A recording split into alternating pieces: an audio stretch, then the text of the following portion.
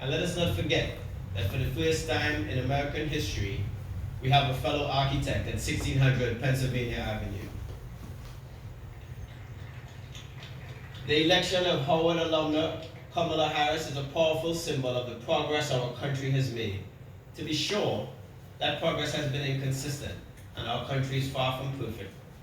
But we would be remiss to overlook the significance of what Harris's inauguration represents. That a Black and South Asian woman can rise to hold the second most powerful office in the entire country, especially in the midst of continuing inequality, injustice, and intolerance, is a decisive testament to our country's values and its future trajectory. No doubt, there's much more work to do to bring about greater equality, justice, and tolerance, and to ensure that our country is indeed moving forward on the right and righteous path. But her election is a reminder that a more perfect union, where the full humanity of each person is respected, is indeed possible. If there's one area where Howard grads excel, it is in transforming the historical into the commonplace. And yes, Kamala Harris's election was historic, ceiling-shattering, trailblazing, earth-shattering. But she made history, shattered those ceilings, blazed those trails, and shook the earth so that others may more easily rise to her level and even eclipse her accomplishments. So today's speaker, Mr. Stevenson, has won reversals, relief of release from prison for over 135 wrongly condemned prisoners on death row, and won relief for hundreds of others wrongly convicted or unfairly sentenced. And he has initiated major new anti-poverty and anti-discrimination efforts that challenge inequality in America. He has done tremendous work, but I'm sure he will admit there's much more that needs to be done, and that he's expecting you all to do that. Class of 2020 and 2021, you all may now stand on the shoulders of Vice President Harris and Mr. Stevenson and many others. Stand on their shoulders so that you may aim higher than any generation ever has before, and reach farther than even they could have imagined. So it is our distinct duty to build a society where the dreams of one generation become the reality of the next. It is your duty to make the aspirations of previous generations come to fruition, and to dream up even grander and more audacious hopes that future generations will have to work to achieve. So to the graduates, I know that this is not how you envision taking the long walk when you enter these gates of Bison. After beginning your Howard journeys on campus, I know that you all held out hope that you might bring them to completion with a return to the Mecca, alongside your entire classes with your family and friends by your side. But commencement never was intended to be the end of your Howard journey, just the closing of one chapter and the beginning of the next. And I have the utmost confidence that the stories of all of your collective Howard journeys will resonate throughout society and be retold on our campus and in all corners of our country for years to come. So dream of a return to Howard's campus and work to make it happen. Dream of an end to the pandemic and work to make it happen. Dream of a more equal and just society and work to make it happen. Your Howard journey began in one world, and this chapter of it will conclude in another one entirely. And as you can continue to leave an imprint on our society through your leadership and your passion, I am sure that each new chapter of your Howard journey will take place in worlds that will be distinct from the ones that preceded them. And collectively and as individuals, you will change your world again and again and again. Of this I have no doubt. So once again, congratulations to the classes of 2021 and the class of 2020. Thank you for all your hard work and for all your commitment and resilience and patience. Congratulations to the classes. HU! Remarks will be delivered by the chairman of the Howard University Board of Trustees, Dr. Lawrence C. Morse.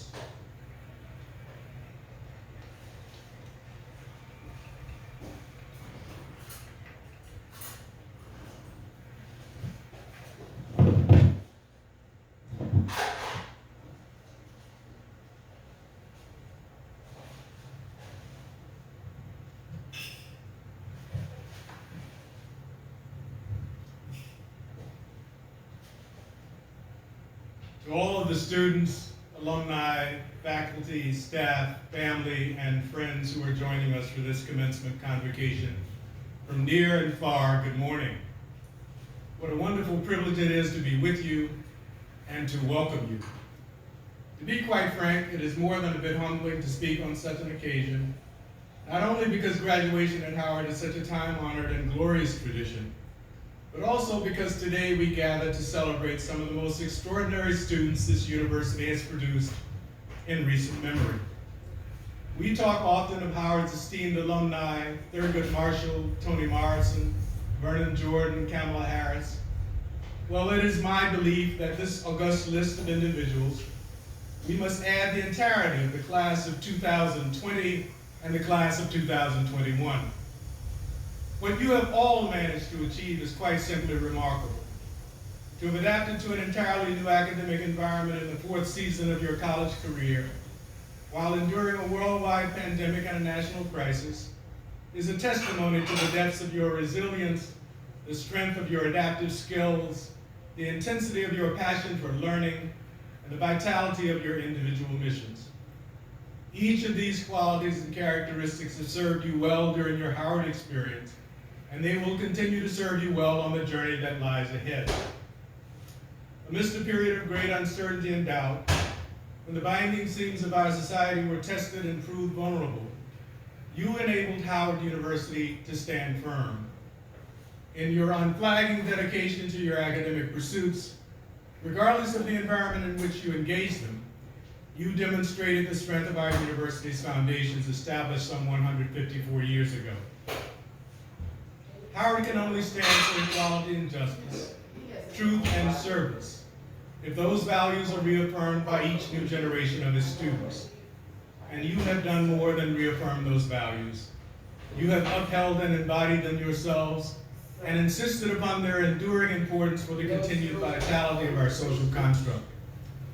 While our nation continues to grapple with the coronavirus pandemic, you have managed to emerge from the crisis with the self-confidence and self-assurance that our country will need if we are to overcome not only our immediate problems, but generational struggles of long-standing as well.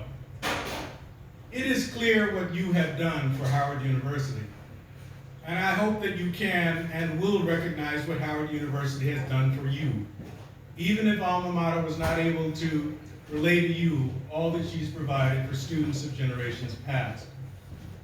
The pursuit of an education is always an independent venture, but it was never meant to be an isolated one.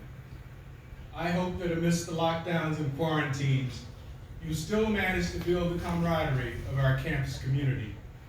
And if you didn't quite feel that embrace the way you had hoped to during this past year, I have no doubt that you will feel and experience the full intensity of it once again in years to come.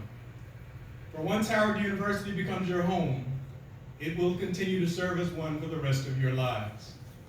The Mecca will always be a place for you to return to, both with respect to the physical confines of her campus, but also with respect to the spirit of belonging that members of the Howard family carry with us, no matter where we are in this country or around the globe. Know, as I know, that the capstone will always be for you a touchstone, to remind you of your talents and your capabilities, and to remind you that once beyond this crucible, when you encounter challenges and resistance to your life's mission, you need only look homeward to remember what you've already overcome. Members of the class of 2020 and the class of 2021, I wish you Godspeed. Thank you.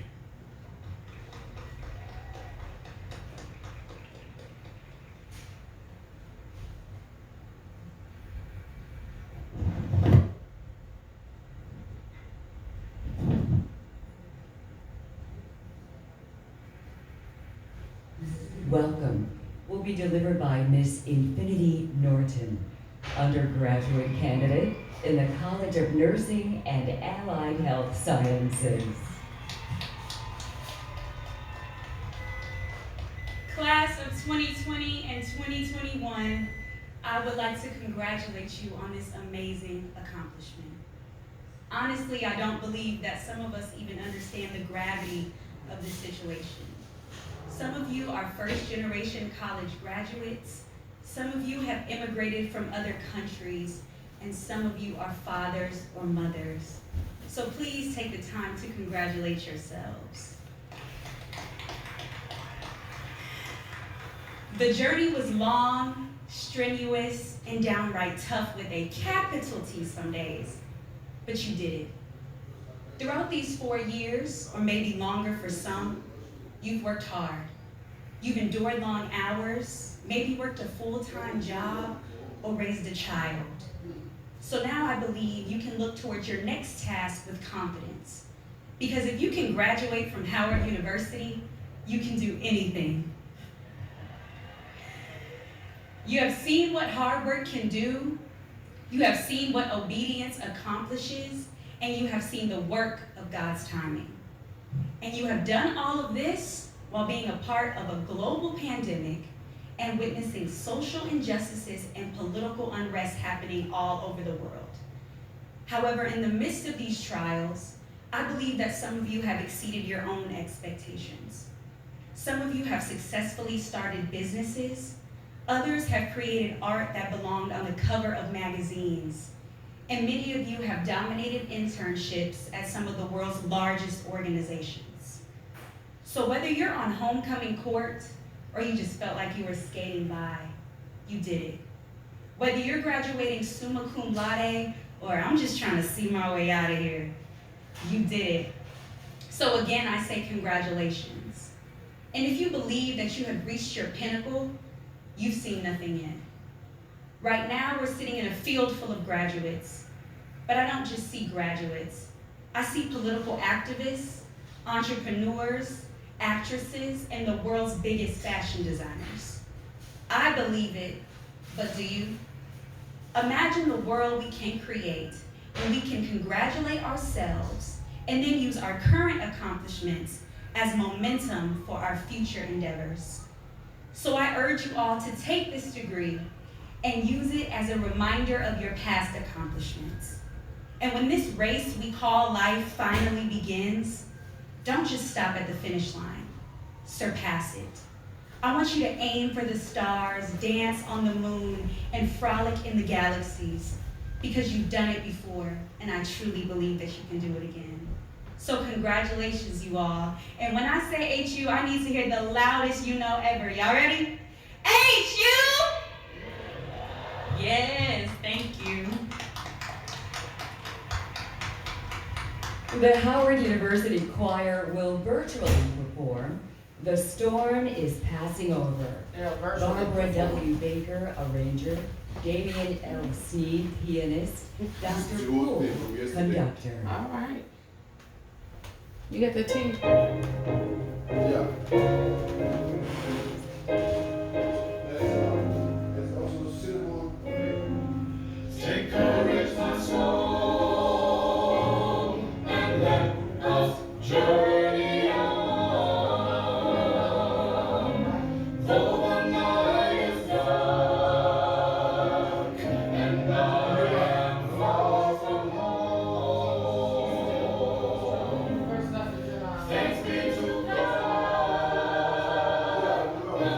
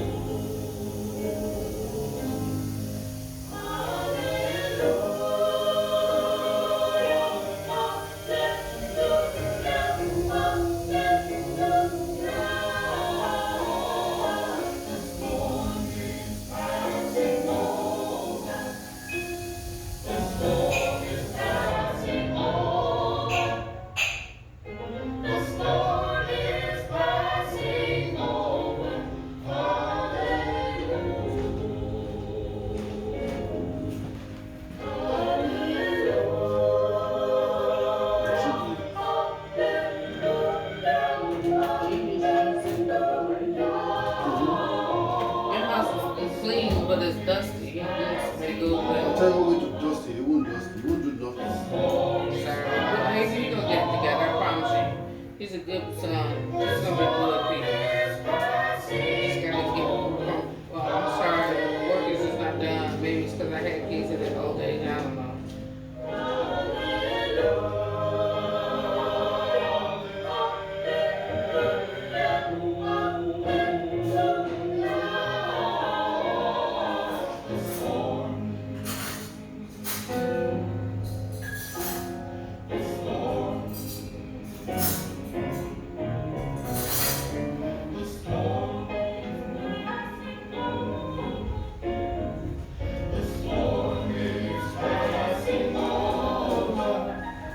You should be ready. Easily covered.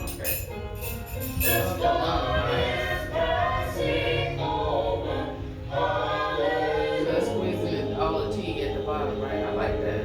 Yeah. That's how you know you're getting all of it, huh? Yeah. This is old technology.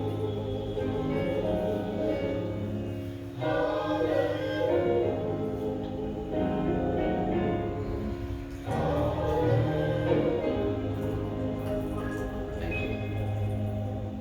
Okay. Appreciate it. So now, you don't use honey? I don't drink none of my teas. Sometimes I don't either. Before we present the honorary degree, I want to take the privilege to do something. Mr. Walton and Miss Allen, can you both come here for a second, please? I just want to publicly thank these two individuals who over the I wish I course had of a this chance past to- week have helped us I conduct went 6 to graduations in Crampton safely, and we want a to thank couple you of for all that that you do game, for Howard a University. Thank you very much. homecoming, and a few times I came up here to help Ole transition to the dorm. Mm-hmm. Yeah. It's not like going to HBCU, especially one that's nurturing, you know. Chairman And I can't Lawrence get Moss, that kind of please present the speaker, I think- Mr. Brian Stevenson. I've told many times to go there to get him stuff out of the dorm. Mhm. I get there, he's not ready. I'll be sitting outside waiting. Yeah, well, that's one President, of the things All of that, them are the same. All the I have students the are honor like to that. present, Parents be sitting Brian outside waiting for Stevenson. them. receive at your hand an honorary degree. I'm waiting for him for the whole. I've been waiting on both of them. Brian Stevenson, iconic legal architect of the very foundation of freedom, especially for those facing the death penalty, on death I row, like this falsely guy, accused, Stevenson. poverty stricken, and for our youth within the criminal justice I system. like him too. Your compassionate humanity, intellect, and sheer strength of spirit have fueled your passionate purpose and unceasing drive But why hasn't he to ever been expose here? and overturn every He's done unjust well. conviction and condition No? imposed through our system of equal What's the name justice again? under the law for nearly 4 He decades. doesn't want to marry. From your base in Well, everything Montgomery, we say now is gonna Alabama, go on where that you tea, it's founded and recorded. direct the It's Equal recorded. Justice Initiative, and where you have Right, created students. 2 one-of-a-kind Everything we cultural say sites. is going The recorded. National Memorial for Peace and Justice, honoring more than 4,000 blacks lynched in 12 southern states between 1877 and 1950, and the Legacy Museum, from enslavement to mass incarceration, showing the link between the horrific period of lynchings to our current highest rate of executions and prisoners in the world. Using your 1995 MacArthur Genius Award and other monetary prizes to support your Equal Justice Initiative, you guarantee representation for any death penalty defendant in Alabama, which still has one of the highest rates of such sentencing. You are a courageous optimist who gives us hope for the possibility of the America we aspire to be.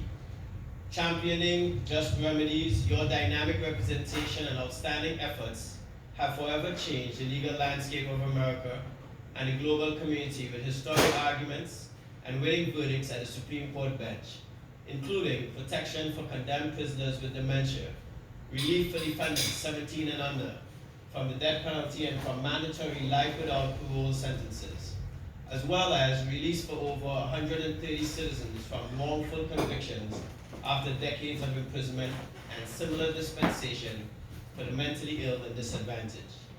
You are called to a higher purpose, and likewise seek to show us all how we as a human race can work in our ways to answer the call. You remind us that we have a criminal justice system that treats us better if we're rich and guilty than if we're poor and innocent. Throughout the course of your work, you have come to realize that the issue of racial injustice is more complicated than the passage of a law, be it civil rights or voting. Believing fervently in our failure as a society to discuss the truth of our American history openly and honestly, you implore us to use every opportunity to break the silence about the unconscionable violence inflicted upon us as red, black, and brown populations, and to debunk the false narrative of racial inferiority created and still used to justify slavery and white supremacy. A native of Milton, Delaware, a small rural town, you were high school student body president, an athlete, and an award-winning public speaker.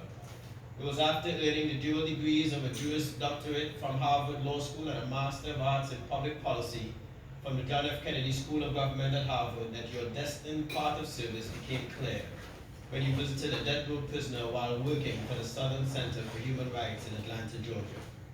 Thankfully, the tide of indifference to wrongful convictions and executions and racial disparities during the first 15 to 20 years of your career has changed, as evidenced by your receipt of nearly every national and global honor and award, including being named the 2020 Global Citizen of the Year, and the publication of your powerful bestseller, Just Mercy, A Story of Justice and Redemption, which was made into an acclaimed Hollywood movie of the same name starring Michael B. Jordan.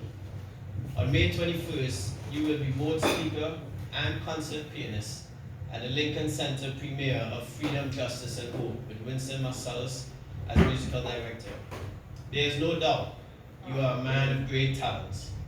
Brian Stevenson, preeminent, groundbreaking fighter for justice, courageous legal expert, humble humanitarian, true citizen of the world, Howard University applauds you as a supreme servant leader for life, liberty, and justice the world over as we honor your extraordinary contributions to freedom and equality. Right. You are the epitome of our cherished core values: leadership, excellence, truth, and service. So it is with the utmost affection and abiding respect that we name you a beloved son of the capstone and honor you as orator on the historic occasion of our 153rd commencement convocation, conferring upon you the degree Doctor of Humane Letters, honoris causa. Congratulations.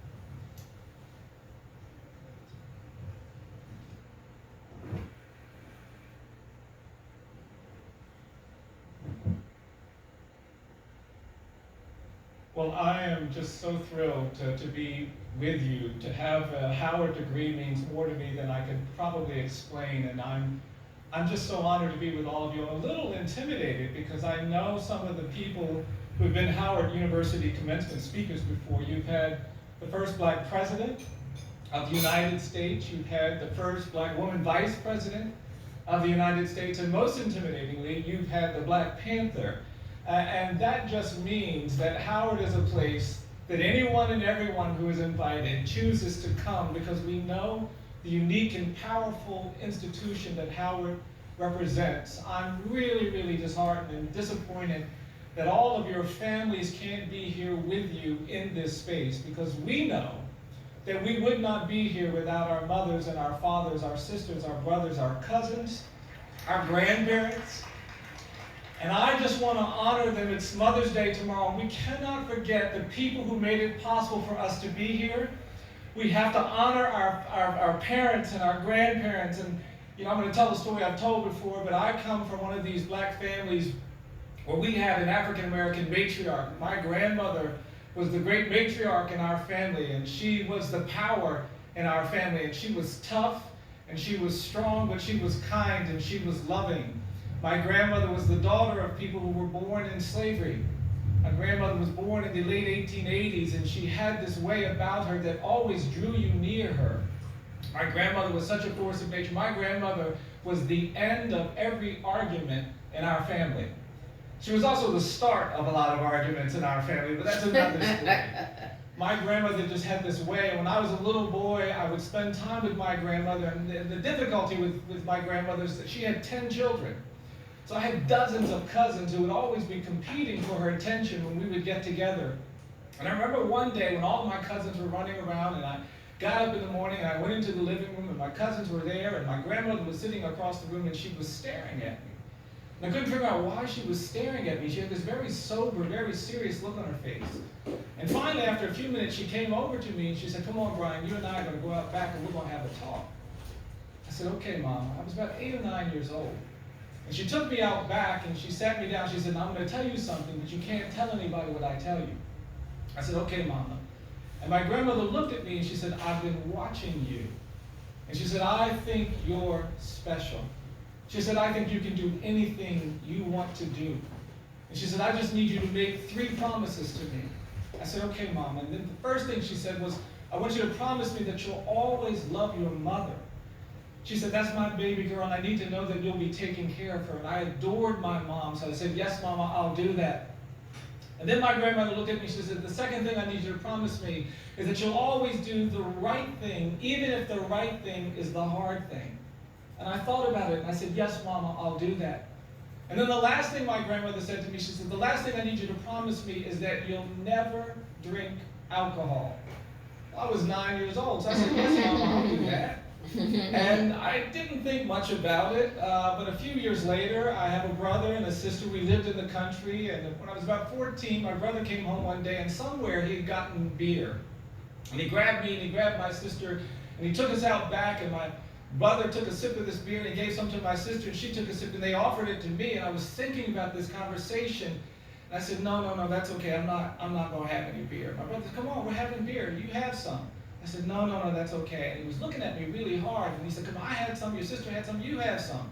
And I said, no, that's okay. And then my brother said, "I hope you're not still hung up on that conversation Mama had with you."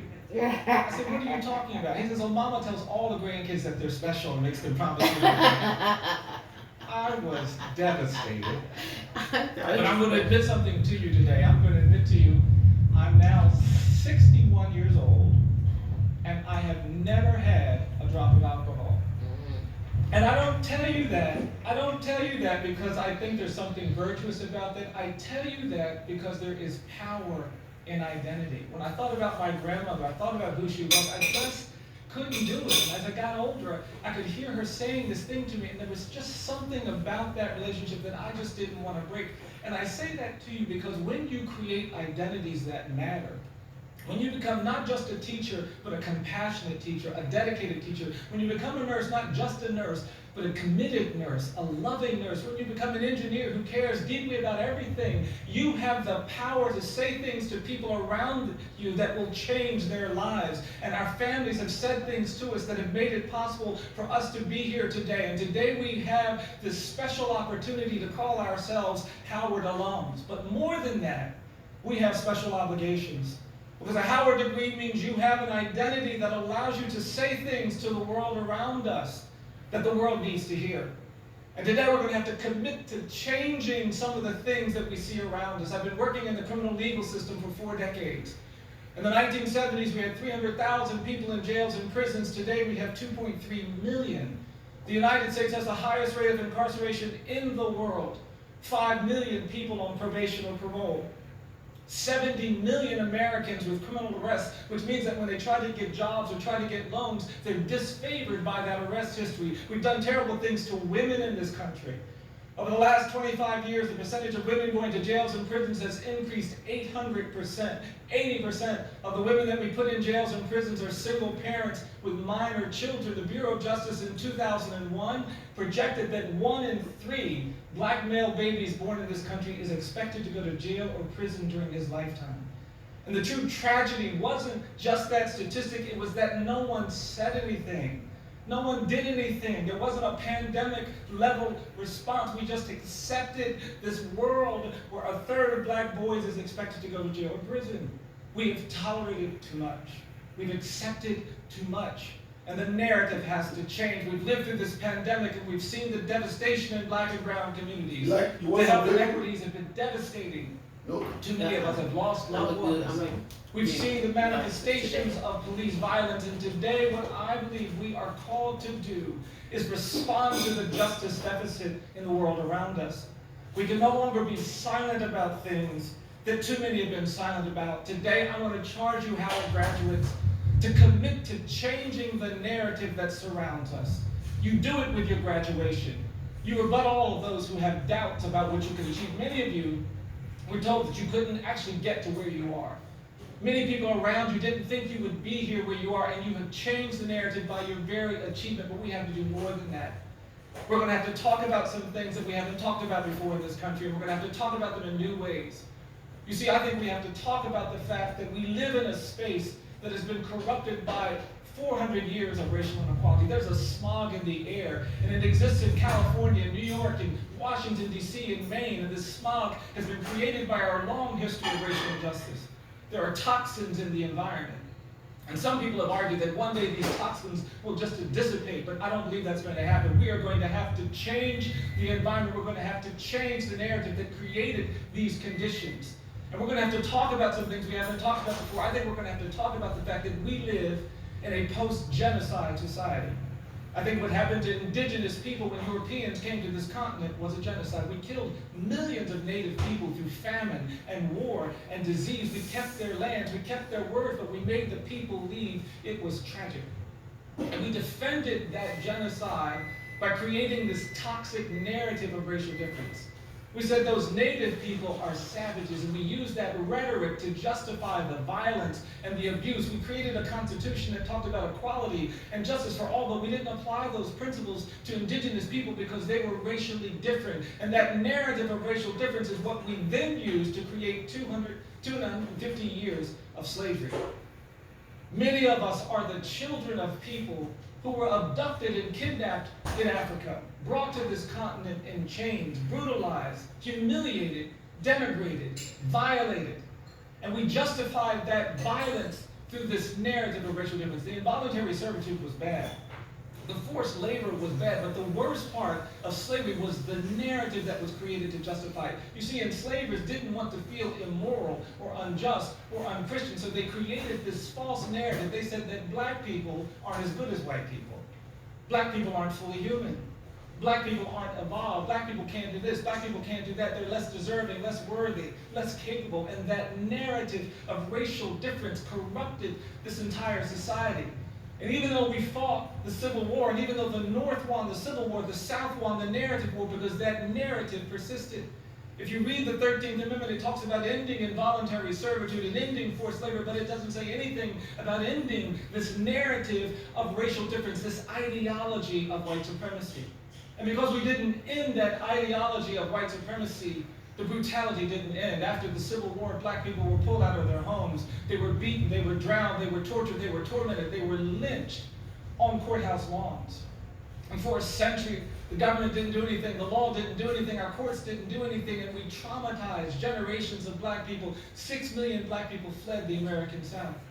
And older people of color come up to me sometimes, they say, Mr. Stevenson, I get angry when I hear somebody talking about how we're dealing with domestic terrorism for the first time in our nation's history after 9/11. They said, we go up with terror. We're worried about being bombed and lynched and menaced every day of our lives. We haven't talked about the fact that the black people in Cleveland and Chicago and Detroit and Los Angeles and Oakland and Minneapolis and Boston didn't go to those communities as immigrants looking for new economic opportunities. Most of them went to those communities as refugees and exiles from terror in the American South. There's a line from Mississippi to Chicago and Alabama to Los Angeles, and those lines were created by black people fleeing violence and terror, and the presumption of dangerousness and guilt that was put on people of color in this country wasn't really addressed. We had a heroic civil rights movement. Courageous people did extraordinary things in the 1950s and 60s. And we passed these laws, civil rights laws and voting rights laws, but that presumption of dangerousness and guilt, this notion of white supremacy, it endured. And today we're still living at a time where there are these presumptions of dangerousness and guilt. And even as I am celebrating your commencement with you, it breaks my heart to have to tell you that even with your Howard degree, even if you become a great engineer, even if you're a great nurse, even if you're a teacher, if you become a doctor, you become a lawyer, you become a business leader, even with all of those degrees and titles, most of you will go places where you're going to have to navigate a presumption of dangerousness and guilt, where the burden will be on you when a police encounter takes place. And what I'm saying is that this has to change. I've been there. I've got all of these degrees. I've been working for a long time. I was in a courtroom doing the hearing after one of the Supreme Court cases that we had won, and I was going around the country representing people, and I got to this courtroom in the Midwest. I had my suit and tie on. I was sitting at defense counsel's table waiting for the hearing to start. First time in this courtroom. And the judge walked in and he saw me sitting there and he got angry. And he said, hey, you get back out there in the hallway. You wait until your lawyer gets here. I don't want any defendants sitting in my courtroom without their lawyer. And I stood up and I apologized. I said, oh, I'm sorry, Your Honor. I didn't introduce myself. My name is Brian Stevenson. I am the lawyer. And the judge started laughing. And the prosecutor started laughing. And I made myself laugh because I didn't want to disadvantage my client. We got through the hearing, but afterward I was sitting in my car. I was thinking, here I am with all of these degrees and all of this, and I'm still required to laugh at my own humiliation to do justice for my clients. And when you have to keep navigating these burdens, when you have to keep dealing with these presumptions, what happens is, and I can tell you this because I'm a little older, you get tired. And what I'm saying to you is that many of us are tired of what we see in front of us. And what that means is that we have to now commit to a new era of truth and justice. I really believe that. We're going to have to push things in ways that they haven't been pushed before. After apartheid in South Africa, there was a commitment to truth and reconciliation. Most countries in the world that have lived through human rights violations have understood that there has to be a period of truth-telling. And I believe we are at the beginning of that moment now. We're going to have to commit to truth and justice. When you go to Berlin, Germany, you can't go 200 meters without seeing markers and stones that have been placed next to the families of Jewish people who were abducted during the Holocaust. They have a Holocaust memorial in the center of Berlin, and the cab drivers and the hotel operators encourage everybody to go to that memorial. They're trying to reckon with the legacy of the Holocaust. There are no Adolf Hitler statues in Germany. It'd be unconscionable for someone to say, let's celebrate the architects and perpetrators of the Holocaust. But I live in a state where the landscape is littered with the iconography of the Confederacy. Those who tried to defend and perpetuate white supremacy, those who fought to keep black people enslaved. And it has to change, and I believe it will change if we change the narrative, if we live and we fight and we work. And sometimes people, when they hear me talking about slavery and lynching and native genocide and segregation, they think what I want to do is punish America. I have no interest in punishment. I don't. My interest is not punishment. My interest is liberation. I believe there is something better waiting for us. I believe there is something that feels more like freedom, feels more like equality, feels like more justice. I believe one day a class will graduate from Howard University and they won't be having to navigate presumptions of dangerous and guilt. They won't have to deal with the burdens and challenges that we have to deal with, but that day is not today. And that means we, Howard graduates, have to change the narrative. We have to fight.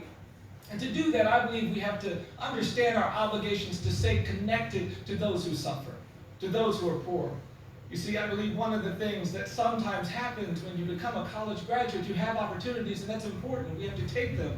But we should never forget that there are people who cannot get here, and we have to commit to staying proximate to the poor and the excluded, the neglected, the disfavored, the marginalized, the incarcerated, because that is the community that we have to stand for, we have to be with, and there's power when you continue to stay proximate to those who care about you.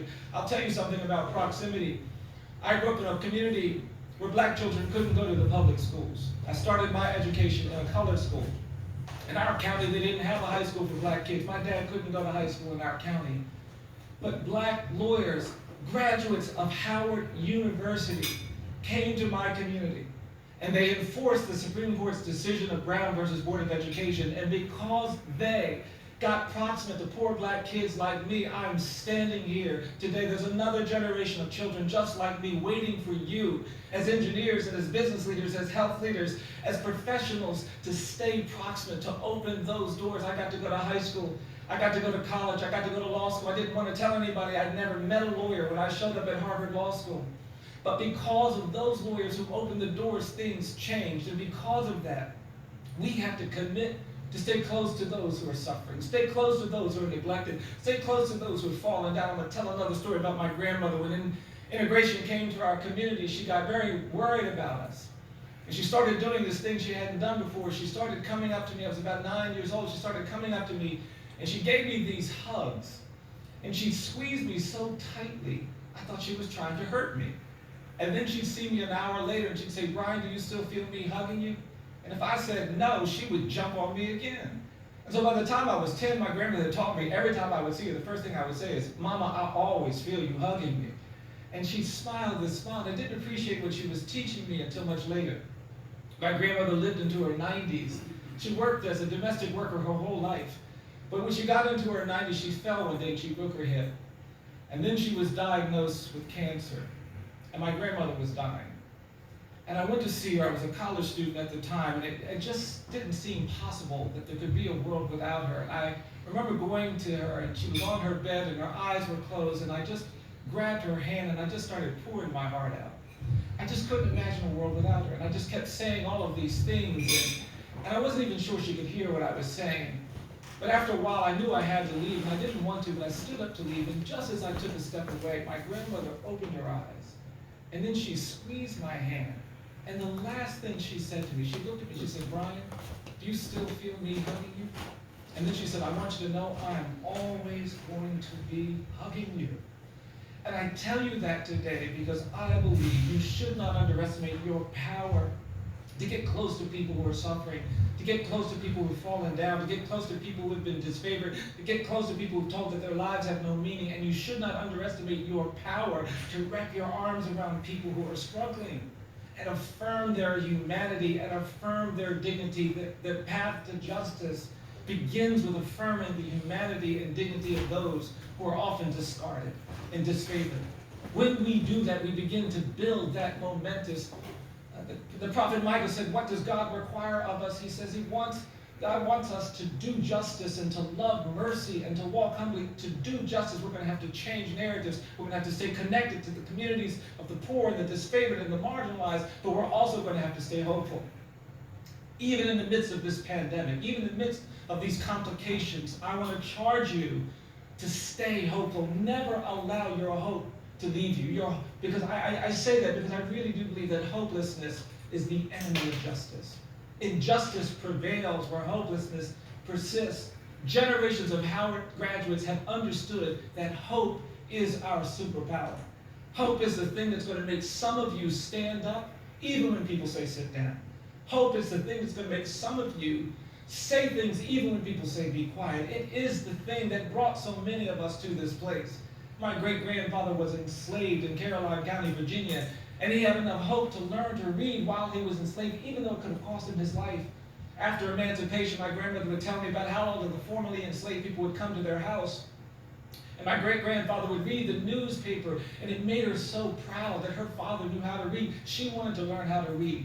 And even though she was in an area where there weren't many schools, she learned to read, and she had 10 children. She made sure all of her 10 children could read. My mom, we grew up in a poor community. Outside of our house, we saw poverty and despair. And my mom went into debt to buy the World Book Encyclopedia so we could have a lens to a larger world. It was hope that caused her to do that. And it is hope that has lifted so many of you up into this place. You have to hold on to your hope if we're going to be the generation that changes things. But lastly, I have to tell you, Howard graduates, that we cannot do justice. We cannot create the truth and justice our world needs. We cannot change things if we're unwilling to do things that are uncomfortable and inconvenient. I hate to say this, I really do. But we're going to have to do some things that are uncomfortable. We're going to have to do some things that are inconvenient. We can't just hide ourselves with our accolades and degrees and shelter ourselves in comfortable places. And I say that with a heavy heart because you ought to be able to do that. But we're not there yet. That means you're going to have to position yourself in difficult places. I've had great privileges in my career. I've stood with people who have been freed after being wrongly convicted. I've walked people out of jails and prisons who had been wrongly convicted. I have a client, 13 years old, who was sentenced to life in prison without parole. He spent 18 years in solitary confinement. He was abused and mistreated. He was told he would die in prison. And we won his freedom, and he's been out. And this week I had the privilege of being with him as he released his book called My Time Will Come. And I was so proud of him to hear him reciting his poetry. I've been in beautiful places, but I've also been in pain. Yes, I'm seriously going to do I've stood that. next to people who've been condemned, who we couldn't get to in time. A man who was scheduled to be executed, and I went to be with him. And we were talking, and we were praying, and it was overwhelming, and it was emotional. And then he said to me, he said, Brian, it's been such a strange day. When I woke up this morning, the Lord said, what do you want for breakfast? And he said, what do you want for lunch? And in the evening, he said, what do you want for dinner? He said, all day long, people have been saying, what can I do to help you? Yeah. And I was standing there holding this man's hands, and then he said to me, it's been so strange. He said, more people have said, what can I do to help you in the last 14 hours of my life than they ever did in the first 19 years. Yes, yes.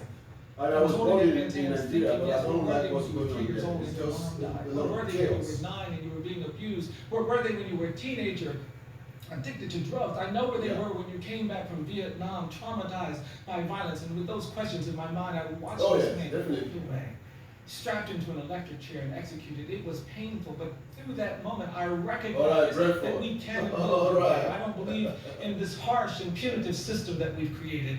Capital punishment isn't about whether people deserve to die for the crimes they've committed. The threshold question of our legal system is whether we deserve to kill. And a system that treats you better if you're rich and guilty than if you're poor and innocent. A system compromised by racial bias. A system that does not work fairly does not deserve to kill. And so I'm going to keep fighting. I'm going to keep pushing. And I believe you have to do the same. We're going to have to do uncomfortable things. But the beautiful thing is that there are so many who have come before us. I was giving a talk in a church, and I'll end with this.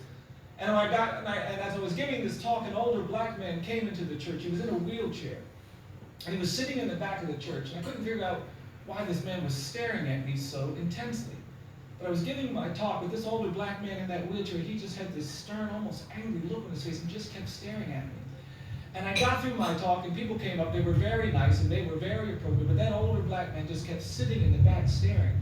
And finally, when everybody else walked away, this older man wheeled himself to the front of the church. And when he got in front of me, he put his hand up and he said, do you know what you're doing? And I just stood there. And then he asked me again, he said, do you know what you're doing? And I mumbled something. I don't even remember what I said. And then he asked me one last time, he said, do you know what you're doing? And that's when this older man looked at me. He says, I'm going to tell you what you're doing. And this older black man looked at me and he said, you're beating the drum for justice. You keep beating the drum for justice. And I was so moved. I was also really relieved because I just didn't know what he was about to do. And then this man grabbed me by my jacket and he pulled me into his wheelchair. He said, come here, I'm going to show you, tell you something. And that's when he turned his head. He said, you see this scar I have on me by my right ear? He says, I got that scar in Greene County, Alabama, 1963, trying to register black people to vote. He turned his head, he said, you see this cut I have down here at the bottom of my neck? Got that cut in Philadelphia, Mississippi, 1964, trying to register black people to vote. He turned his head, he said, you see this dark spot? He said, that's my bruise, got my bruise in Birmingham, Alabama, 1965, trying to register black people to vote. He said, I'm going to tell you something, young man. He said, people look at me and they think I'm some old man in a wheelchair covered with cuts and bruises and scars. He said, but I'm going to tell you something. These are not my cuts. These are not my bruises. These are not my scars. He said, these are my medals of honor. And what I want, Howard graduates, I want you to leave this place and I want you to change narratives. I want you to stay connected to the poor. I want you to stay hopeful. I want you to do uncomfortable things. I want you to earn medals of honor because the time is now for a new era of truth and justice. The moment is now. I believe really simple things. I believe that each of us is more than the worst thing we've ever done. I think if someone tells a lie, they're not just a liar. I think if someone takes something, they're not just a thief. I think even if you kill someone, you're not just a killer. And justice requires that we know the other things you are. That's why I do the work I do. That's why I defend. That's why I stand with the condemned and the incarcerated. I also believe that the opposite of poverty is not wealth. Sometimes we talk too much about money in this country. I am persuaded that the opposite of poverty is justice. And when we do justice, we deconstruct the conditions that give rise to poverty. And finally, I believe that each of you has the power to create a new world, to do something to increase the justice quotient. And I just want to tell you, I know you've achieved so much, but I don't want any of you to graduate from this incredible institution thinking that your grades are a measure of your capacity to change the world. I don't want any of you to think that your income is a measure of your capacity to change the world. What will measure your capacity to change the world is not even just the ideas in your mind, but it's the conviction in your heart. And I see a lot of heart in front of me, and I want to celebrate that heart. I want to celebrate that conviction. I want to celebrate each and every one of you and thank you for committing yourselves to doing justice, to loving mercy, to walking humbly, but mostly to creating a new opportunity for those who come before us. Congratulations to each and every one of you. God bless you all.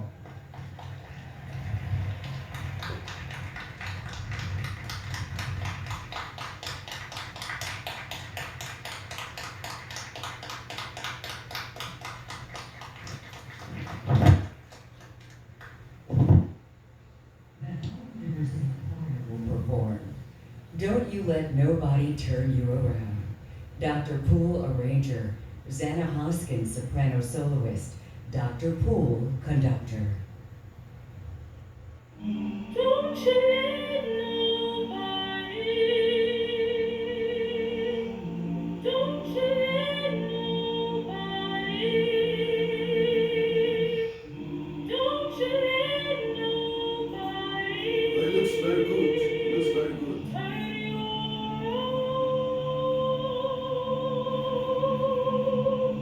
Don't you let nobody turn you around. Don't let them turn you around. Don't let them turn you around. Don't you let nobody turn you around. You better keep on, keep on. You better keep on, keep talking, talking, marching, marching up to freedom land, right up to freedom land.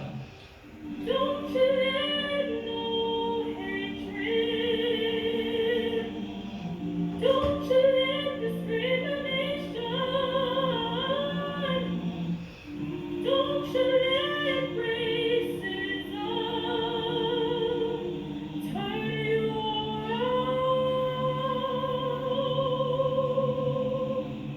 Don't you let nobody turn you around. Don't let them turn you around. Don't let them turn you around. Don't you let nobody turn you around. You better keep on, keep walking, walking, keep on, keep talking, talking, marching, marching up to freedom land, right up to freedom land. I've been mute and I've been sworn. I've been talked about as sure as you want. I'm gonna keep my hands on the gospel plow. Nobody, nobody, nobody turn me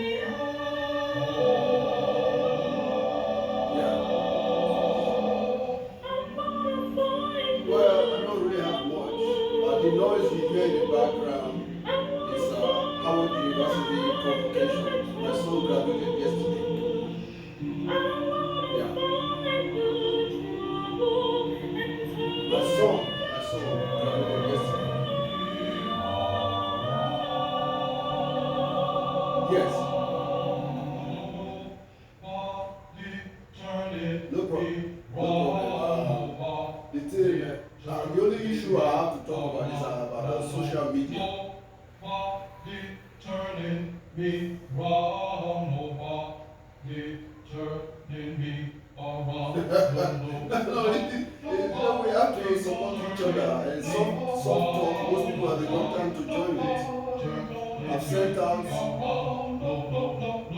Nobody turning me wrong, nobody turning me around. Yeah, I don't know soft talk, but I think it's much better. It's African born. We need to support it.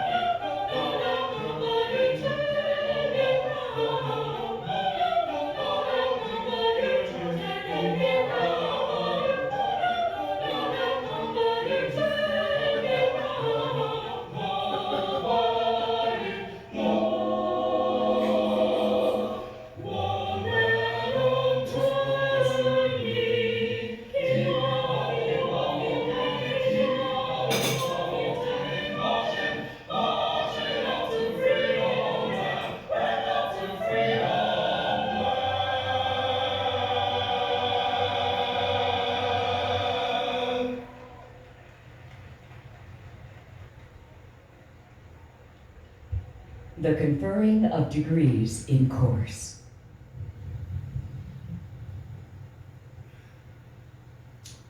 Howard University, let's stand and give a round of applause again to our orator. I think that was one of the best orations we've heard here on our campus. Thank you very much, Dr. Stevenson. A fitting message for our time. Provost Wuto. Sciences. The candidates will be presented by Dr. Ruben Patterson, PhD, Dean. Divisions of Humanities, Social Sciences, and Natural Sciences from the College of Arts and Sciences, please stand.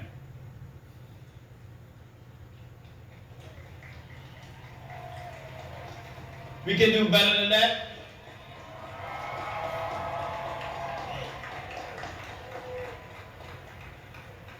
Hey, Mr. President, do we upon have recommendation an of the Faculty of the College of agenda Arts for and the Sciences, 22nd of I May have the honor discussion? to present these candidates to receive the degrees of Bachelor of Arts and Bachelor of Science. Yes, yes. Candidates from the divisions of Humanities, Social Sciences, and Natural Sciences in the College of Arts and Sciences for the degrees of Bachelor of Arts and Bachelor of Science, upon recommendation of the Dean and faculty and by virtue of the authority vested in me by the Board of Trustees of Howard University, I do now confer upon you your degree, with all the rights, privileges, and duties pertaining thereto. I direct that you be invested with a hood appropriate to this degree. Congratulations. Please place your hood.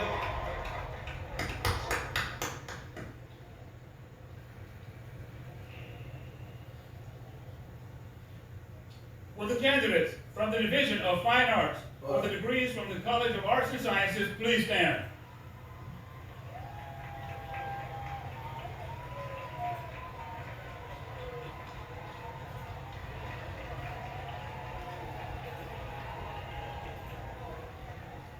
Mr. President, upon recommendation of the faculty of the College of Arts and Sciences, I have the honor to present these candidates to receive the degrees of Bachelor of Art, Bachelor of Fine Arts, and Bachelor of Music.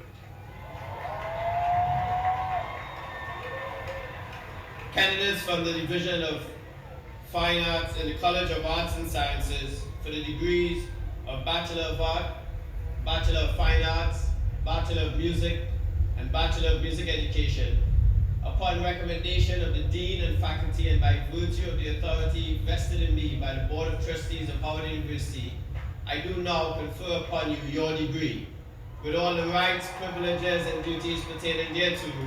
I direct that you be invested with a hood appropriate to this degree. Congratulations.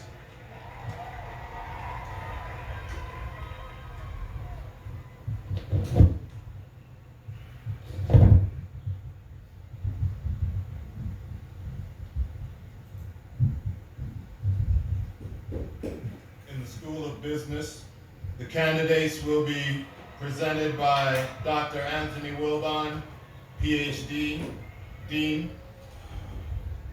Will the candidates for the degrees from the School of Business please stand? Mr. President, That quiet. on the recommendation of the faculty in the School of Business, I have the honor to present these candidates to Oh, receive Zoom meeting. degrees of Bachelor of Business 15 Administration, minutes. Accounting, Computer Information Systems, Finance, Insurance, International Business, Management, Marketing, and Supply Chain Management. This is a different kind of graduation. It used to be we walk down. Candidates for the degrees Yeah, of Bachelor of they Business couldn't do that Administration now and because of Accounting, COVID. Computer Information Systems, Finance, Insurance, sad. International Business, Well, at least Management, they- Marketing, They acknowledge that Supply some schools Chain didn't have Management. nothing. Yeah. Upon Yeah, recommendation of no. the Dean and faculty and by virtue of the authority vested in me by the Board of Trustees of Howard University, I do now confer upon you your degree, with all the rights, privileges, and duties pertaining thereto. He's like a And I direct that drive-by. you be Drive invested with a vaccine. appropriate to this degree. Drive-by. Congratulations. They do drive-by for everything now. Oh, shit, I guess they copied off a drive-by shootings. Yep. They even do drive-by marriage too. They drive by. The judge still sits. I do. Stay there, I don't know if you got, whatever you got, The keep it candidates will be presented by Dr. Gracie Lawson Borders, PhD. Kathy Hughes, she's a big Will the lady. candidates for the degree from the Kathy She's Hughes a School of big Communications lady in please Washington, stand? Mr. Kathy President, Hughes. upon recommendation of Oh the my faculty goodness. of the School of She's a big Communications, inspiration. I have the high honor to present these candidates to receive the degrees nobody in of Chicago, Bachelor's of no, Arts no, and Masters of no. Fine Arts in No Film. business. Blacks. Candidates for the degrees of Bachelor of Arts and Masters of Fine Even though Arts all in these Film people, upon black recommendation people, of the Dean and Heading faculty, all these and by departments, virtue of the they're not authority doing shit, they're vested in afraid me of by their the Board power. of Trustees of Howard University, I do now confer upon you Chicago is a your disappointment degree. when you talk about With all the rights, politics. privileges, and duties pertaining thereto, I direct that you be invested with a hood appropriate That's to this over right degree. there. No, That's Congratulations. Oh, it came out in a brief moment. I'll show you. I know he was up on the stage like this. No, nobody went to the stage. I mean, Owe came up around this corner. You see him. I'm going to get on In TV. the School of He's going to Education, get on my recording. the candidates will be presented by Dr. Dawn Williams, PhD, Dean. Will the candidates for the degrees from the School of Education please stand? 1867, Howard University. Mr. President, upon When I was in recommendation of the Nigeria, faculty of the School of Education, I got have admitted the to Howard honor to University. present Yeah, these fine but I never candidates came to here. receive the degrees I went straight to of Chicago. Bachelor of Science. And my Candidates son for the is degrees graduating of Bachelor of from Science.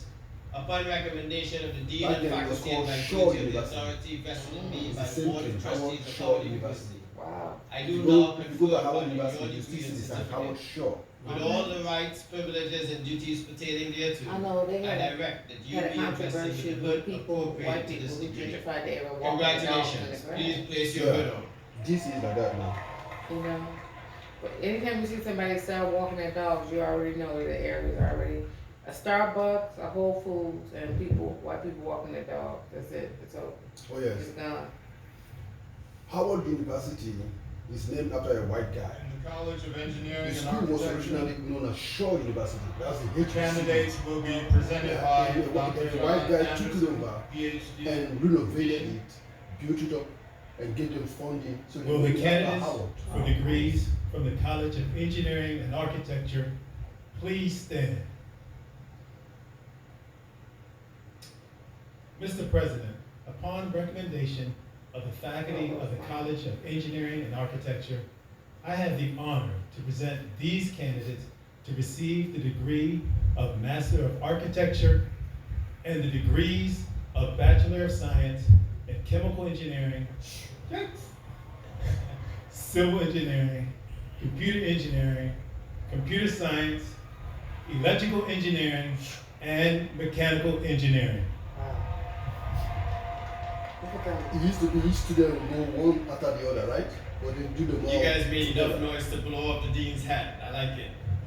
But that's- Candidates for the degrees of Bachelor of Science in Chemical Engineering, Civil Engineering, Computer Engineering, Computer Science, Look at that. Electrical Engineering and Mechanical Engineering, and Masters in Architecture. Upon recommendation of the Dean and faculty, and by virtue of the authority vested in me by the See, Board he's of a Nigerian Trustees of guy. Howard He's University, proud. I do now confer upon You know you what? your All those degree. families are- I saw With all like the rights, privileges, all and kinds of duties families. pertaining thereto, Somalians, and I direct that you be Ethiopian invested with a families, hood appropriate to this degree. everybody's happy.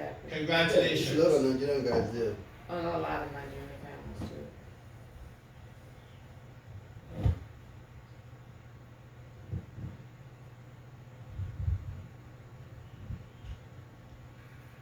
In the College of Nursing and Allied Health Sciences, And now you're going to see Owe. candidates will be presented by Dr. Patricia Talbert, PhD, Associate Dean. Will the candidates for the degree from the Division of Nursing and the College of Nursing and Allied Health Sciences please stand? Mr. President, upon recommendation of the faculty of Division of Nursing, College of Allied Health Sciences, I have the honor to present these candidates to receive the degree of Bachelor of Science in Nursing.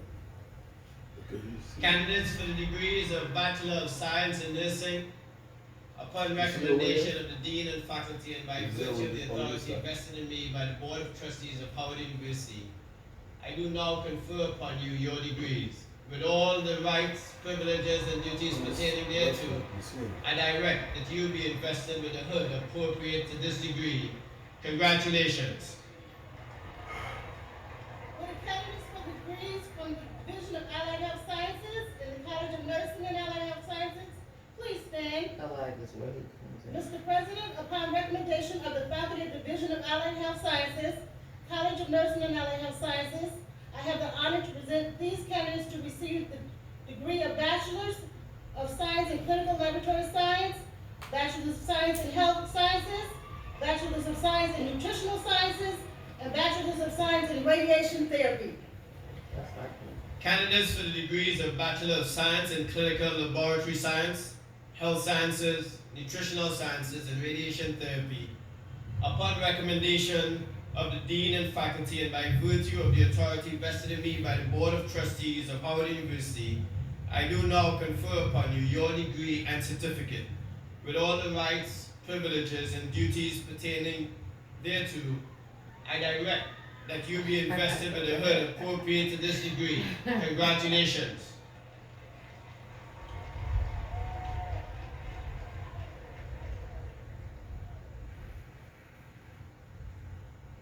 There you go, right there. There you go.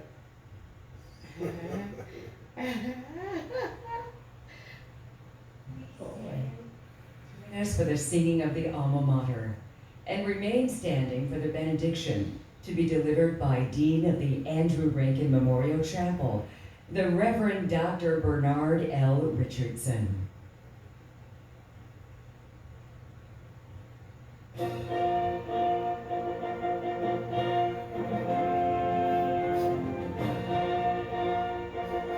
you see what they read when they recite the national anthem? That was from the beginning. Then they recited the black national anthem too. I have that one.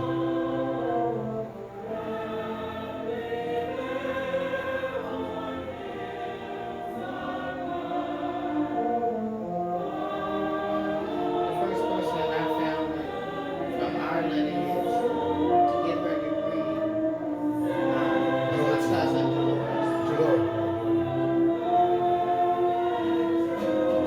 What happened to, is this your auntie Pat? You know what? Briefly, you know, but I told myself I'm gonna make it up. I'm gonna call her, put it upon myself to go and visit her and take something special to her. I said I'm gonna do that before the summer now. Because I do appreciate her. Yeah, she used to babysit baby. Yeah, and just feel out of. She did get married. She's a big woman. Yeah, she was married. She had a guy living with her. Yeah, that's what's his name, father, Harold. Yeah. Yeah, that's what everything finally together from.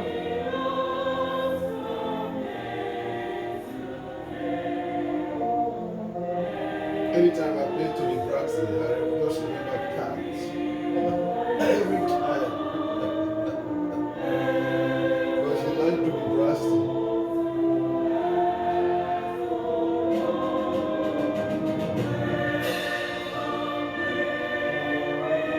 Howard University.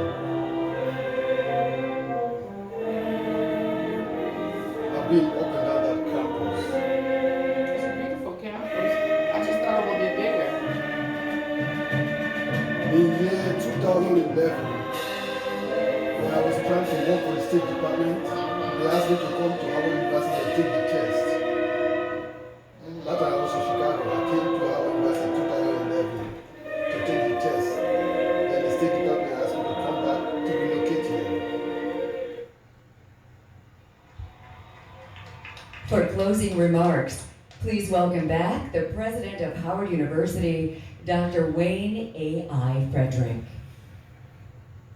So if the class of 2020 will remain standing only, everyone else can be seated. And those members of the class of 2020, I want to thank you for your patience and resilience, and I want to congratulate you again. So let's give you a round of applause. And if the class of 2021 can stand and everyone can be seated. Again, I want to congratulate you on all that you've done, and we send you out with great hopes. Congratulations to the class of 2021. I talked to Mike Hunt. He said they didn't have any graduation. I'd like to ask the faculty who were here to stand and virtually, let's make sure that we give them a hearty round of applause. To the faculty, we thank you for all that you do. I want to thank Dr. Lawrence Morse, the chair of the Board of Trustees, and the other members of the Howard University Board of Trustees. And let's give a loud round of applause to Mr. Brian Stevenson again.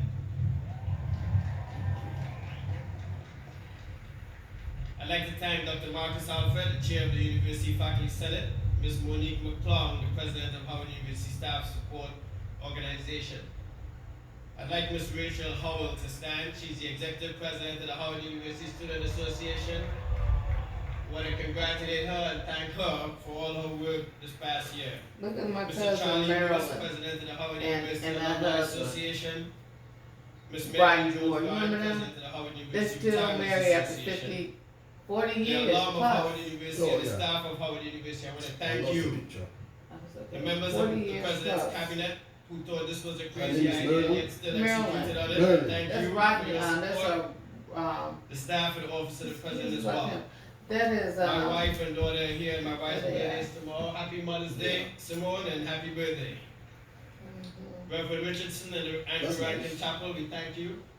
I want to thank the Office of University Events and Protocol. And also let's thank the choir and Eric Poole Wait, for still doing a great job for us. We thank them.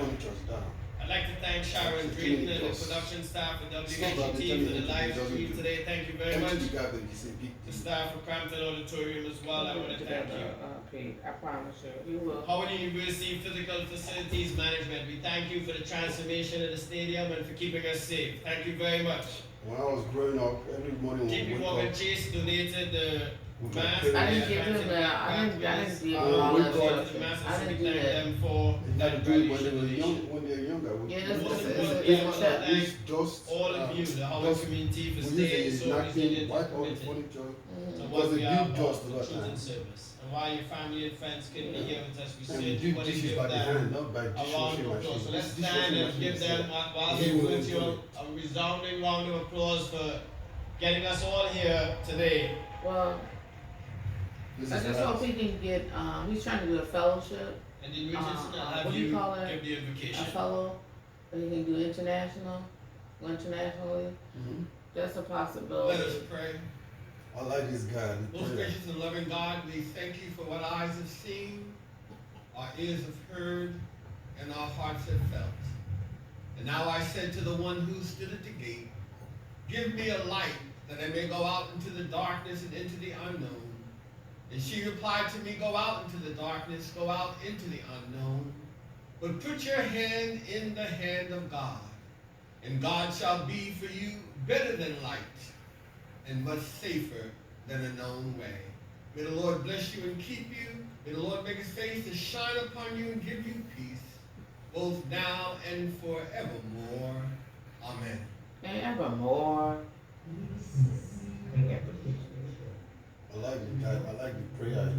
Yeah. Put your hands in the hand. You know, they didn't say nothing about Jesus. That's what I like about that prayer. Yeah.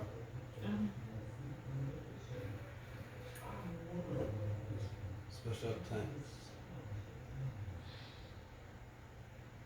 It's over. See, it's an hour and a half. Oh, good. That's the shortest graduation I've ever seen. Because Well, most graduation takes about 3 hours. well, for this is just a stepping stone for this young man. I'm praying for him that he can pull it together. Just really praying for Owen that he can, pull it together and so he can apply and get into a PT program. He needs to do an internship this summer, if he can. If he wants to do a fellowship, because they usually have scholarship money at the end. He can do that too, but he has to do that